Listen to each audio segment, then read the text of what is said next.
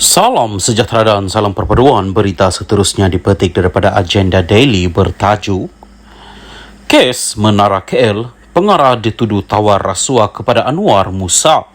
Berita penuh. Seorang pengarah firma Hydro Shopee Sendirian Berhad hari ini 5 April 2023 mengaku tidak bersalah dan meminta dibicarakan di Mahkamah Session atas pertuduhan memberi rasuah kepada bekas Menteri Tan Sri Anwar Musa sebagai balasan atas bantuan untuk mengendalikan konsesi Menara Kuala Lumpur. Abdul Hamid Sheikh Abdul Razak Sheikh 49 didakwa menawarkan RM500,000 setahun untuk tempoh 15 tahun kepada bekas Menteri Komunikasi dan Multimedia itu sebagai balasan untuk beliau mempercepatkan kelulusan bagi syarikatnya mengendalikan konsesi Menara Kuala Lumpur. Abdul Hamid didakwa mengikut Seksyen 16(B) dan 24(1) Akta Suruhanjaya Pencegahan Rasuah Malaysia SPRM 2009 dan dikatakan cuba menawarkan rasuah kepada Anwar melalui Datuk Tan Ser Lei antara Julai dan Ogos tahun lalu di Ibu Pejabat Kementerian. Dia dikatakan menawarkan rasuah kepada Anwar untuk mempercepatkan kelulusan syarikatnya mengendalikan pentadbiran dan operasi mercu tanda ikonik Kuala Lumpur itu.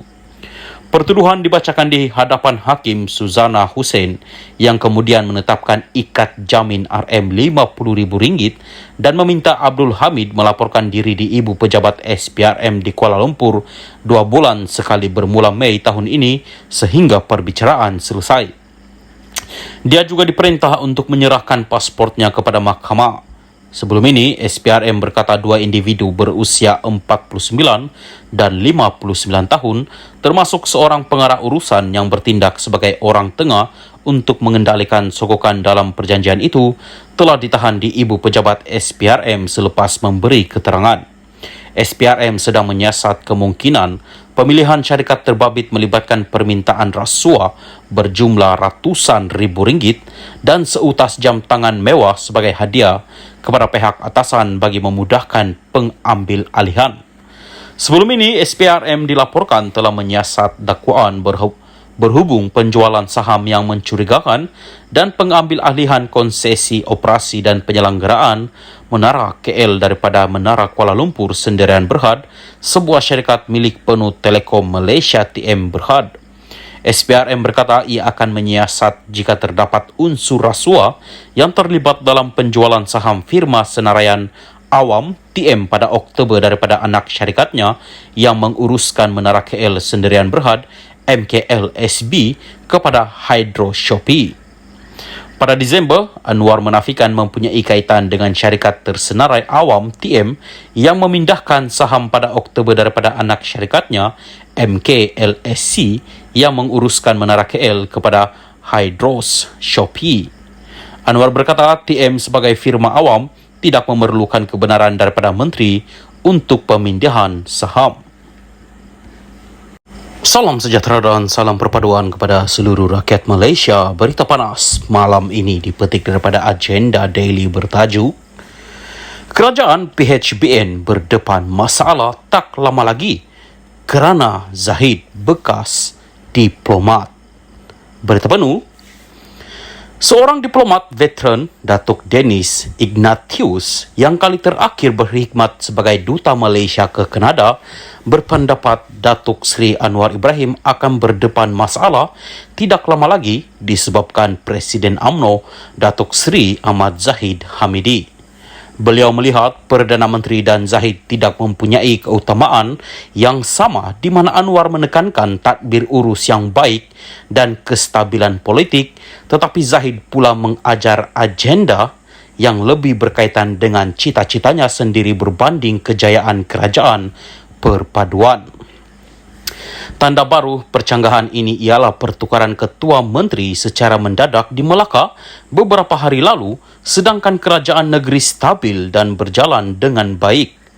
Beliau mendakwa Zahid terbukti menjadi dalang kepada usaha menggoncangkan kestabilan kerajaan negeri demi mengukuhkan pengaruhnya dalam UMNO. Beliau memetik peranan dimainkan Zahid ketika orang kuatnya, Datuk Seri Bong Mokhtar Radin di Sabah cuba menggulingkan kerajaan negeri serta menggantikan Ketua Menteri Melaka baru-baru ini. Apa yang menjadi keutamaan Zahid ketika beliau terus menjejaskan kestabilan politik yang cuba disatukan oleh Perdana Menteri? Soal Ignatius dalam tulisan di blog beliau. Beliau turut memberi amaran bahawa keputusan memulangkan semula pasport antarabangsa Zahid akan menjejaskan usaha Anwar untuk menonjolkan pentadbirannya sebagai bebas rasuah. Beliau berkata dengan pelbagai pertuduhan rasuah yang dihadapi Zahid, ia akan menjadi sesuatu yang memalukan ketika mewakili pentadbiran Anwar di luar negara. Mesej apa yang akan disampaikan kepada dunia apabila timbalan Perdana Menteri sebuah kerajaan yang kononnya komited terhadap tadbir urus yang baik dan memerangi rasuah sendiri menghadapi pelbagai tuduhan rasuah, pengubahan wang haram dan salah guna kuasa, tulisnya lagi. Ignatius turut mengkritik Setiausaha Agung DAP Anthony Lok kerana membenarkan beberapa siri pelantikan politik ke badan kerajaan yang menyaksikan sekutu Zahid menerajui agensi penting seperti MARA dan Felcra. Lok dan yang lain mungkin berhempas pulas untuk mewajarkan pelantikan dilakukan Zahid, tetapi rakyat tidak begitu mudah tertipu. Apa yang mereka lihat hanyalah ahli politik yang berkomplot dan tidak berprinsip yang tidak boleh dipercayai untuk menunaikan janji mereka dan memenuhi cita-cita sendiri, katanya. Beliau berkata Anwar perlu mengekang Zahid, tetapi ia akan menimbulkan masalah kerana akan melibatkan majoriti di parlimen. Sudah tentu Anwar memerlukan Zahid dan UMNO untuk mengekalkan majoriti yang stabil di parlimen. Untuk mengekalkan Zahid di sisi, Perdana Menteri mungkin merasakan beliau perlu memberi Zahid kebebasan dan kelonggaran termasuk keputusan mencurigakan oleh ROS untuk membantu Zahid tidak dicabar dalam pemilihan UMNO dan langkah mengejutkan pejabat peguam negara untuk tidak membantah permohonan Zahid supaya pasportnya dipulangkan kononnya atas alasan bertugas untuk negara, katanya. Sekian berita. Salam Malaysia Madani.